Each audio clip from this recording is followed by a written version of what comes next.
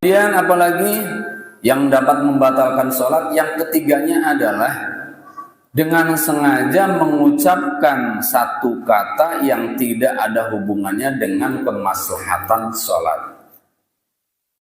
Mengatakan satu kata dia minimal, karena sabda nabinya begini, kunna natakallamu fis sholah hatta nazalat wa qumu lillahi qanitin fa umirna bis sukut wa nuhina 'anil kalam. Perkataan sahabat, kata mereka, ini hadis riwayat Imam 7 mutawatir ya. Kami dulu saat sholat boleh berkata-kata, Pak, sebagaimana orang tawaf. Orang tawaf boleh nggak ngobrol? Sedang tawaf nih, Pak, ngobrol boleh nggak? Boleh, Pak, kalau tawaf. Ya. Padahal tawaf itu sama dengan sholat. Tawaf sama dengan sholat, ya. Tapi dalam tawaf boleh ngobrol, boleh nanya, boleh jawab, ya, boleh diskusi sambil tawaf nih. Gimana, Pak? Kapan kita setelah ini umroh selesai mau kemana nih? Nah, misalnya begitu ya, sambil ngobrol tuh. Saya sih mau kesini dulu mau ziarah dulu mau taklim dulu dan seterusnya. Tuh ngobrol tuh saat tawaf tuh. Tuh sah tawafnya, Pak. Ya. Pas sampai sudut rukun Hajar Aswad baru istilam misalnya Bismillah Allahu Akbar gitu ya. Jalan lagi. Ada lagi yang lainnya yang bukan ngobrol tapi baca doa, ya bagus, baca zikir bagus. Tapi berkata-kata saat itu tidak menyebabkan batalnya tawaf. Tapi saat sholat kita ngobrol, batal, Pak. Nah, para sahabat ini menceritakan dulu enggak batal kayak tawaf masalahnya. Sholat itu seperti tawaf, tidak membatalkan sholat dengan sebab ngobrol. Jadi para sahabat kalau sudah Allahu Akbar, ada yang nanya, dari mana aja? Tadi ini baru datang dari mana aja gitu, Pak. Iya. Oh, saya sakit kemarin gitu kan. Itu biasa, Pak, dulu, Pak. Sahabat tuh sedang sholat ngobrol. Sampai turun ayat wa qumu lillahi qanitin. Al-Baqarah tuh, Pak, ya. Dan sholatlah kalian dengan khusyuk. Qanitin itu khusyuk. Ya, kunut maknanya khusyuk. Maksudnya khusyuk. Nah, para ulama menjelaskan jangan ngobrol, ya, jangan gerak-gerak, bahkan maknanya khusyuk itu. Fa umirna bis sukut. Lalu Nabi perintahkan kami untuk diam. Wa nuhina 'anil kalam, dan beliau melarang kami berkata-kata. Nah, sekarang nih kita diskusinya begini, Pak. Dilarang apa? Dilarang berkata-kata atau dilarang mengucapkan kalimat minimalnya. Iya, begitu. Minimalnya dilarang mengucapkan satu kata. Maksimalnya nggak ada batasnya, disebut ngobrol. Minimal yang dilarang adalah mengucapkan satu kata. Apa kata itu? Dalam bahasa Arab kata itu kalimat, Pak. Ya, ada perbedaan dalam bahasa Arab dan bahasa Indonesia. Dalam bahasa Arab kalimat diterjemahkan dalam bahasa Indonesia kata. Ya, kalau menurut Indonesianya kalimat, nanti menurut Arabnya kalam. Gitu. Jadi kalam sama dengan kalimat, kalimat sama dengan kata. Nah, jadi minimal mengucapkan satu kata itu dapat membatalkan sholat. Satu kata itu apa? Satu kata itu adalah susunan huruf yang mengandung makna. Itu satu kata namanya. Ada hurufnya, ada suaranya, lalu ada maknanya. Kalau nggak ada maknanya, nggak termasuk kata. Misalnya apa ya? Kalau jarum, ada maknanya nggak? Ada. Apalagi? Pergi. Hey. Hey itu ada maknanya nggak? Ada, Pak.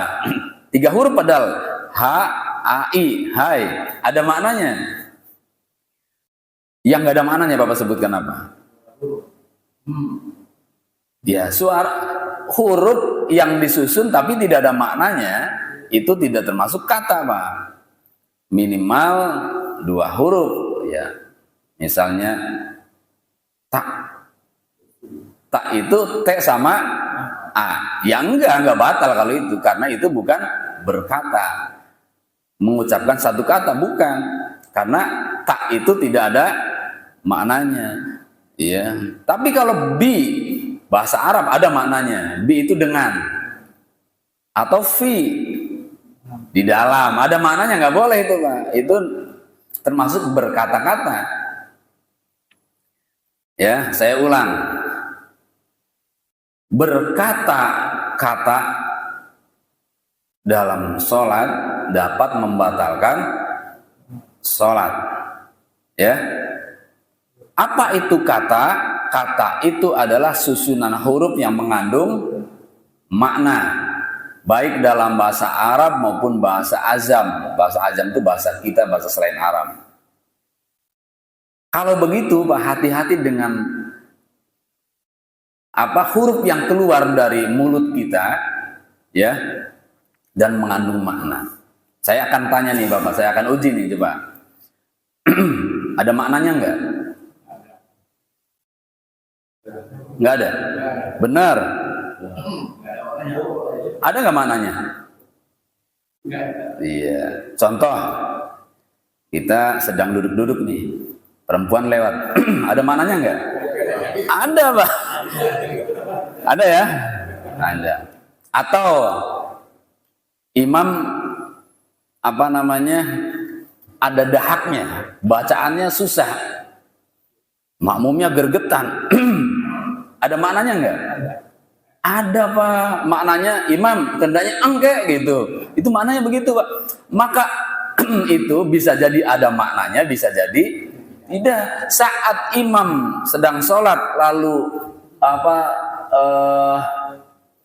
suaranya terganggu oleh dahak, lalu imam kemudian membunyikan itu maksudnya melonggarkan tenggorokan biar dahaknya pergi. Maka itu tidak ada maknanya.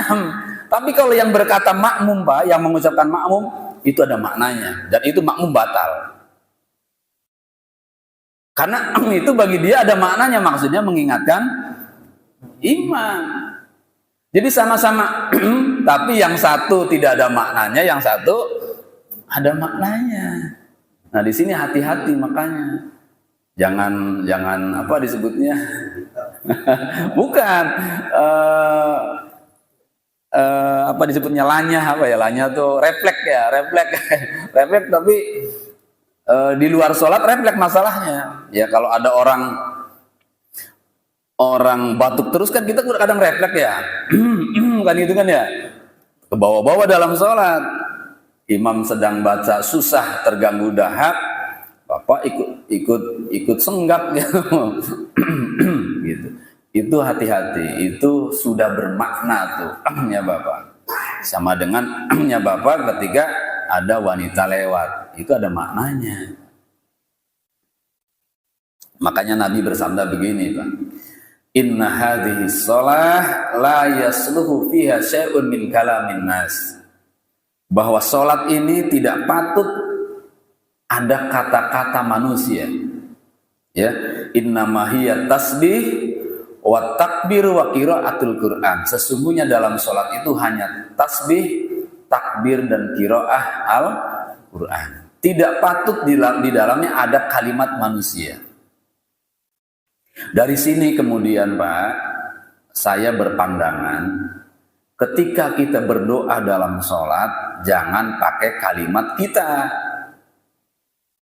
Pakailah kalimat Al-Quran, pakailah doa yang Nabi ajarkan. Ada nggak doa saat sholat? Ya banyak.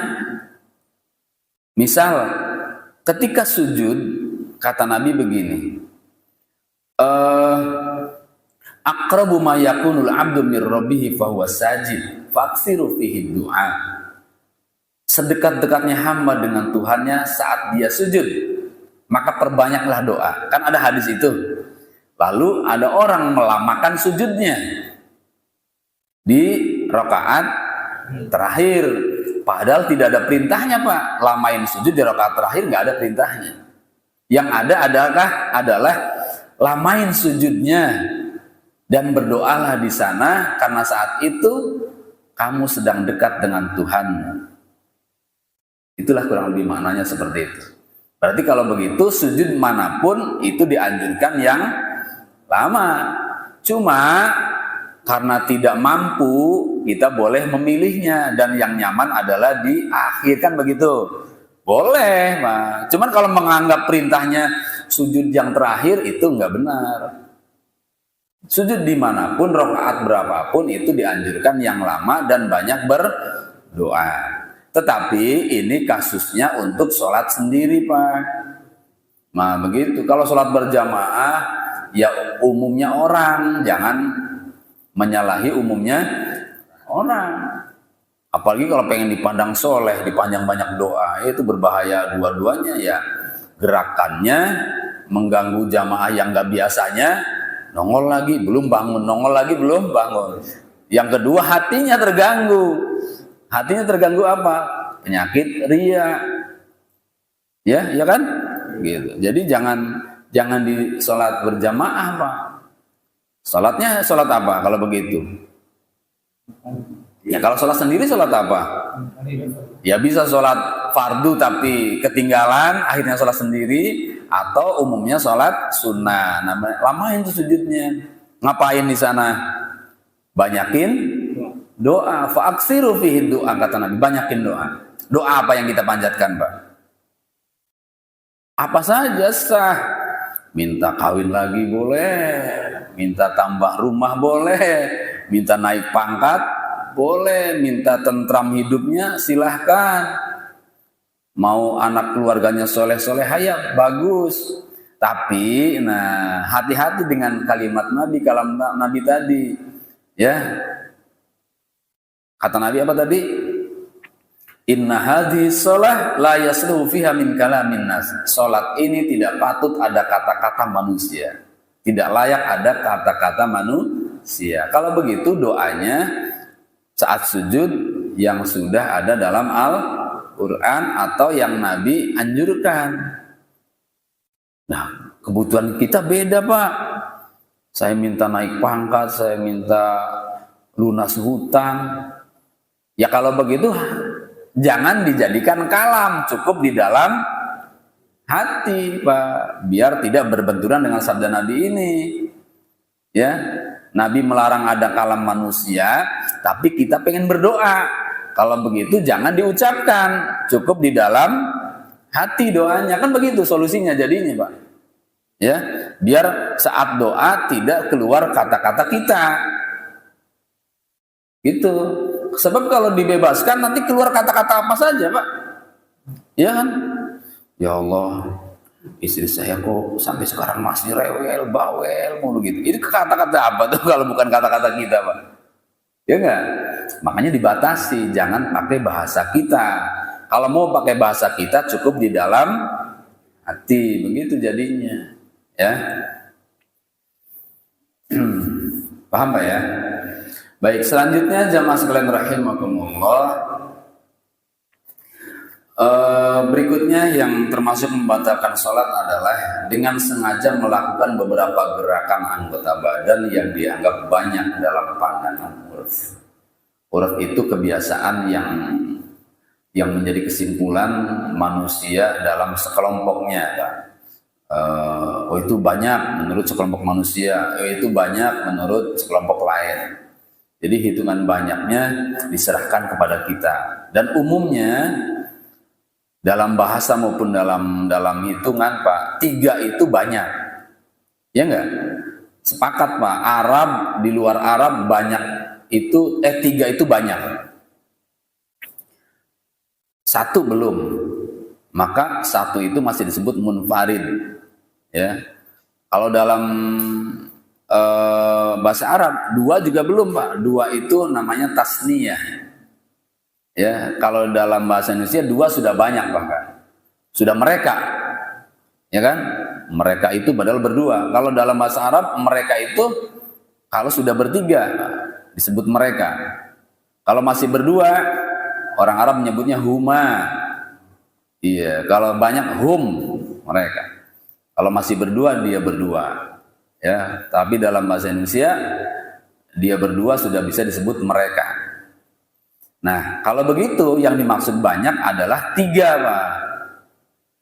Ya, jadi di sini dengan sengaja melakukan gerakan ya 3 atau lebih yang disengaja dan tidak ada kaitannya dengan kemaslahatan sholat.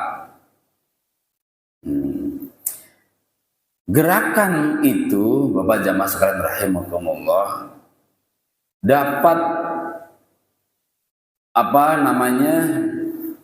mengganggu konsentrasi, mengganggu kekhusyuan. Itu gerakan. Ditambah lagi kata-kata. Maka bisanya dilarang melakukan gerakan itu karena dapat menyebabkan kelalaian saat sholat. Ya, padahal kita diperintahkan untuk khusyuk saat sholat. Walaupun memang dalam urusan fikih khusyuk itu bukan masuk wilayah rukun, ya. Tapi tetap kita diperintahkan khusyuk. Nah, kalau diperintahkan berarti itu adalah wajib.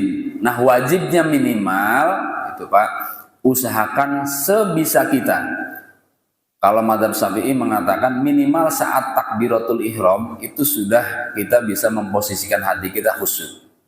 Ketika kita baca Allah, nah di situ kita harus konsentrasi pada Allah. Kita mau ngapain, kita mohon apa, kita mau melaksanakan apa disebutkan dalam hatinya. Itu sudah termasuk khusyuk. Nah yang kedua, Pak, jangan melakukan gerakan yang banyak. Yang banyak itu tadi hitungannya adalah 3 yang tidak ada kaitannya dengan kemaslahatan sholat. Kalau ada kaitannya dengan kemaslahatan sholat nggak apa-apa. Misal Pak, kita jadi makmum di belakang imam. Imam batal, sedang sholat tuh, ya. Imam batal. Lalu imam ketika batal kemana? Kalau ada pintu di samping ya keluar, kalau nggak ada pintu duduk, Pak. Nah, saat imam batal, makmum yang di belakang imam maju, kan begitu ya? Maju. Kalau maju 1 langkah, mentok, Pak. Ini seperti ini nih. Makanya sebetulnya makruh, pengimaman ditinggiin itu makruh, Pak. Karena menyusahkan pergantian makmum ke imam. Maka nggak mungkin dari sini 1 langkah, pasti terjadinya di sini kan? Kalau di sini sujudnya nanti ke sini, karena ini tinggi, maka akan 2 kali melangkah. Ya, kalau misalnya langkah kedua juga masih ada hambatan, maka langkah ke-3 itu nggak apa-apa kalau tujuan untuk kemaslahatan sholat. Tapi kalau nggak ada kemaslahatan sholat, gerak-gerak itu dapat menyebabkan batalnya sholat. Nah, gerakan yang dimaksud itu adalah gerakan yang kasar, Pak. Kalau gerakan halus, menurut madzhab Syafi'i dan para ulama jumhur tidak termasuk membatalkan sholat. Gerakan halus itu gerakan jari, bukan gerakan tangan. Ini tangan namanya itu gerak-gerak tuh. Tapi kalau begini itu jari. Nggak apa-apa. Di sini kena nyamuk, gatel, garuk-garuk. Ada kaitannya enggak dengan sholat garuk-garuk itu? Ada nggak hubungannya dengan sholat garuk-garuk? Nggak ada. Maka kalau nggak ada, kalau kita melakukan gerakan 3 kali atau lebih, maka dapat menyebabkan batalnya sholat. Tapi kalau gerakan halus tidak, Pak. Tangannya begini. Tapi kalau begini, nah baru batal. Di tangannya gerak nih. Tapi kalau begini, plek, tangannya begini, nah tidak. Ini namanya gerakan halus, ya. Nggak batal kalau begitu. Nah itulah ilmu, Pak. Bedanya orang ngaji dengan orang nggak ngaji, nanti di situ ketahuan. Memang orang itu umumnya, Pak, merasa benar. Baru begitu ngaji ketahuan, oh baru tahu saya. Nah begitu, makanya ngaji itu penting karena ada informasi-informasi yang dari tadinya kita tidak tahu menjadi tahu. Ya, nah sedang sholat, HP bunyi, gimana tuh? Ayo. Kan sekarang kan pasti orang punya HP dan bawa HP kan umumnya, kecuali sholat subuh kali ya. Buat apa bawa-bawa HP? Tapi kan kalau sedang dalam perjalanan, ya kita kan mampir kan pasti ada HP-nya Pak. Sedang sholat, HP-nya bunyi, udah bunyi lagunya lagu, aduh lagu apa tuh, Cicak Rowo. Iya. Itu gimana tuh? Kan itu termasuk sesuatu yang baru ya. Iya. Iya. Iya. Iya, makanya fikih itu Pak nggak ada batasnya. Fikih itu selalu menyikapi sesuatu yang baru terjadi lalu dihukumi. Bagaimana naik haji dengan pesawat? Bagaimana saat ke WC bawa HP yang ada Al-Qur'annya? Kan gitu ya. Itu kan sesuatu yang baru tuh. Termasuk bagaimana saat sedang sholat HP-nya bunyi. Ketika kita mau mematikan HP, ada nggak kaitannya dengan kemaslahatan sholat? Ada nggak? Ada. Kalau ada lakukan gitu Pak. Iya kan, ada kan? Lakukan. Kalau ada, kalau nggak ada, nggak apa-apa. Nggak bisa jadi kan begini misalnya, ya, lagi sedang sholat sendiri, HP bunyi, sholat sendiri, ya, bunyi HP-nya, mau kita matiin nggak? Antepin aja, kenapa antepin aja? Iya kenapa? Biarin aja, tidak mengganggu orang lain kan gitu ya. Sebab matiin nggak matiin pasti kita terganggu juga kan, sama aja kan. Jadi kalau gini, saya matikan, saya terganggu, kan menuju mematikan itu kan konsentrasi butuh Pak. Kan saat itu kita mematikan kan berarti kan nggak khusyuk. Yang kedua kita melakukan banyak gerak. Nah kalau sholat berjamaah ada 3 Pak, ya. Ada 3. Yang ketiga yang paling berat, mengganggu orang lain. Maka dengan demikian ijtihad kita, nah ijtihad jadinya, ijtihad kita, maka matikan HP-nya dalam rangka mencegah apa disebutnya gangguan terhadap orang lain yang sedang sholat. Untuk diri sendiri tidak ada kebutuhan itu, karena sama saja bagi diri sendiri, tapi orang lain itu bisa benci, bisa gedeg bahasa sekarang ya, bisa ngedumel dan lain-lain.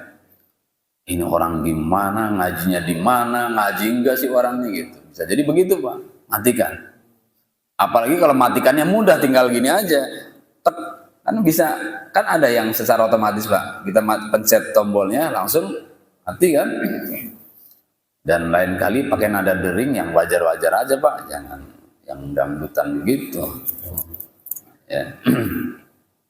Yang ketiga Pak, jawaban untuk hal ini yang menganjurkan dan mewajibkan apa disebutnya tumak nina, karena tadi kan melanggar tumak nina batalnya itu Pak, yaitu mazhab Syafi'i Pak. Kalau mazhab Hanafi enggak mewajibkan tumak nina, maka bagi mazhab beliau gerakan selebih dari 3 enggak jadi masalah.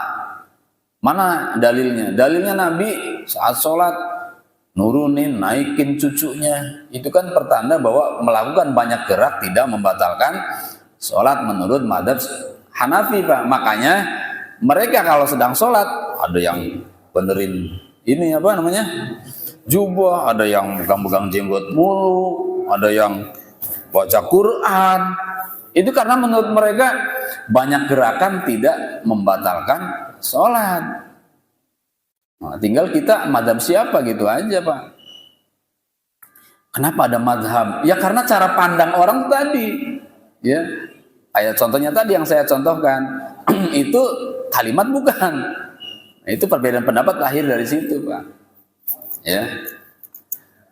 Nah, terus yang berikutnya, yang kelimanya adalah yang dapat menyebabkan batalnya sholat adalah meninggalkan salah satu syarat atau rukun sholat tanpa uzur syar'i. Meninggalkan syarat atau rukun sholat tanpa uzur syar'i itu membatalkan sholat. Apa contohnya? Rakaat sholat maghrib itu harusnya 3. Bapak lakukan 2. Itu namanya meninggalkan rukun. Ya, baca Fatihah itu wajib, rukun, tapi Bapak tidak baca. Itu namanya meninggalkan rukun. Batal, Pak. Atau syarat sholat yang ditinggalkan, menghadap kiblat. Bapak sholatnya tidak menghadap kiblat, ya batal. Syaratnya sholat apa lagi? Menutup aurat. Bapak tidak menutup aurat. Celananya ketat, kaosnya ketat, pantat kelihatan dari belakang saat sujud. Itu namanya kita apa disebutnya meninggalkan syarat sholat. Jadi ada syarat, ada rukun. Ya, syarat maupun rukun kalau kita tinggalkan, maksudnya tinggalkan itu melanggar, tidak, ya, itu maka membatalkan sholat. Walaupun nanti bisa disiasati, Pak.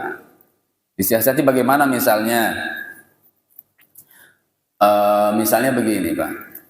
Begitu sholat maghrib tadi 2 rakaat Bapak salam, ya. Lalu ada yang mengingatkan, Pak, baru 2. Oh, baru 2, ya maaf. Lanjut 1 lagi kan? Itu kan contoh hadisnya begitu. Cara apa namanya solusinya? 1 lagi takbir aja, tinggal takbir saja, Allahu Akbar. Begitu habis itu ya dianjurkan sujud sahwi memang, tapi kalaupun tidak sujud sahwi ya sudah sah.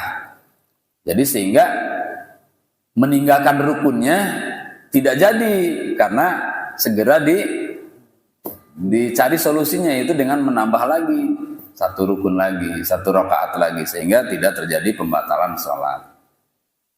Ya, atau misalnya sedang sholat kesibak sarungnya, apakah anak kita nerobos sarung kita yang kecil, cucu misalnya dibuka sarungnya gitu, Pak, ya. Kalau segera kita tutupi tidak batal, tapi kalau dibiarkan batal, namanya membuka aurat saat sholat, ya, kena angin atau kena anak cucu kita, buka sarung kita. Makanya sunnahnya, bagusnya Pak, kalau sholat itu 2 rangkap biar tidak terjadi seperti itu. Pakai celana yang seperti ini nih, nah kayak gini nih, ya, sarung maupun gamis yang kira-kira kalau dibuka tetap terjaga auratnya, begitu. Apalagi contohnya? Jadi meninggalkan rukun atau syarat dapat menyebabkan batalnya sholat. Ada nggak Pak orang sholat tidak baca Fatihah? Ya bisa jadi ada. Ya lupa kan bisa jadi, iya kan? Kayak misalnya gini, dia hobinya kalau sholat baca surat selain surat-surat pendek yang di juz 30.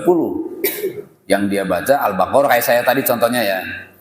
Ketika sudah 1 rakaat, Pak, selesai baca suratnya, kan kebayang tuh mau lanjut ayat berapa, ya? Itu ada dalam pikiran, habis rakaat ini nanti saya lanjut ke ayat sekian, ayat 20. Sujud rakaat pertama, begitu bangun ingatnya ayat itu, Pak. Lupa baca Fatihah, langsung ke ayat, kan bisa jadi Pak begitu. Batal nggak sholatnya?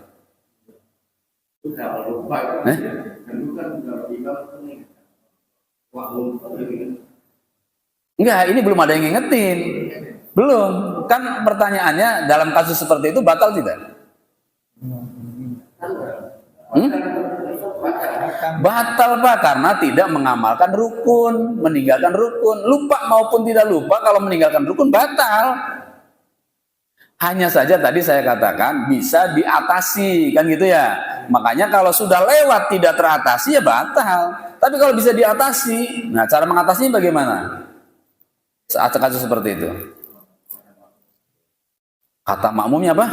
subhanallah. Ingatnya imam, wah kelebihan rakaat, duduk lagi jadinya Pak. Ya, kan bisa jadi begitu. Ini yang salah apa nih? Kayaknya kelebihan rakaat harusnya tahiyat jadinya.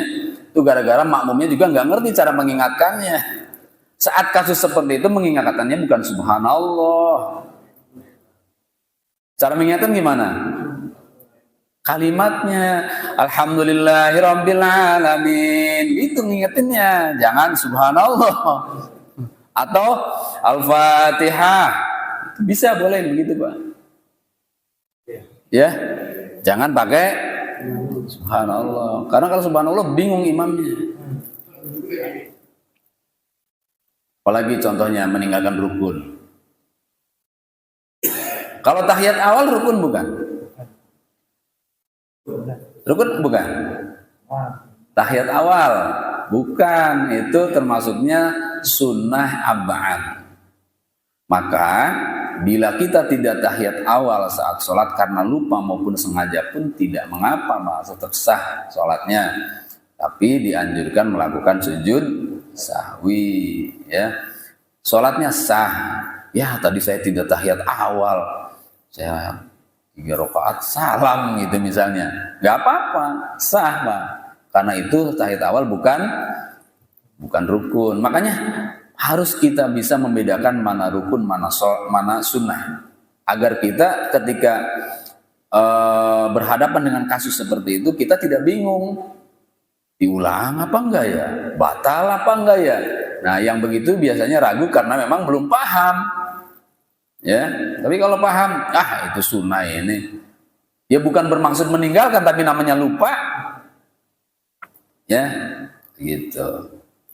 Itu yang kelima Pak. Jadi kita apabila meninggalkan rukun dan syarat sholat dapat menyebabkan batalnya sholat. Jadi hanya 5 Pak yang dalam pandangan ilmu fikih. Silahkan apabila ada yang Bapak ketahui dapat membatalkan, yang lainnya ada silahkan. Ya, apabila ada yang mau bertanya juga silahkan. Kita cukupkan sekian dulu.